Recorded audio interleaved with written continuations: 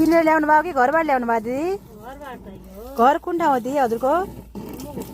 मुगु ए जुम्ला हुम्ला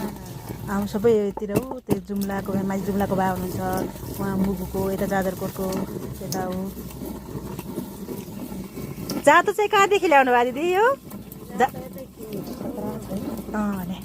हामी पनि यसो बनाउनुपर्छ क्या साथी एउटा घरमा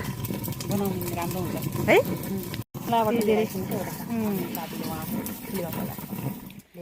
त्यहाँ सिमी अनि अरू के पाउँछ दिदी यो एर्सा गुम्बा हुन्छ है गुम्बा पाउँछ कुच्ची च्याउ पाउँछ लिपलाइट च्याउ पाउँछ सब पाउँछ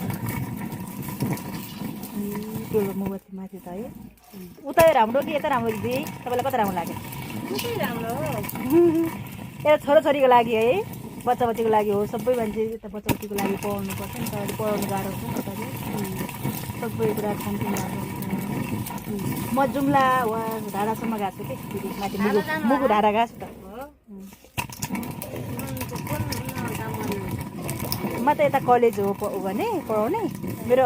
श्रीमानको एउटा जुम्ला ब्याङ्कमा काम गर्दाखेरि म गएको थिएँ कि 1 महिना पछि जुम्ला ढाडा गएको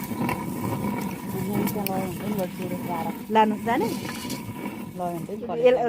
तर ढाडा अलिक जान गाह्रो छ नि मना मुस्ताङ जान सजिलो छ ढाडा जान गाह्रो छ नि बर्खाको बाटो त्यति राम्रो हुँदैन वैशाखसम्म राम्रै हुन्छ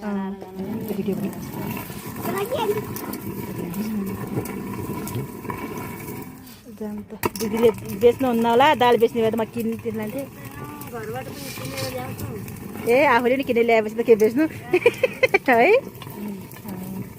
तर जाँदा चाहिँ कतिमा किन्नुभयो दिदी कति पर्यो होला खै थाहा नै छैन दिदी हाम्रो गाउँतिर त ठुल्ठुलो हुन्छ नि त भित्तामा अडेसलाई मस्त पिस्ने कतिमा किन्नुभयो दिदी कहाँबाट ल्याउनु भयो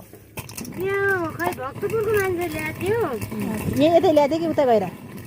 यतै ल्याएको थियो 2800 किन्नुपर्छ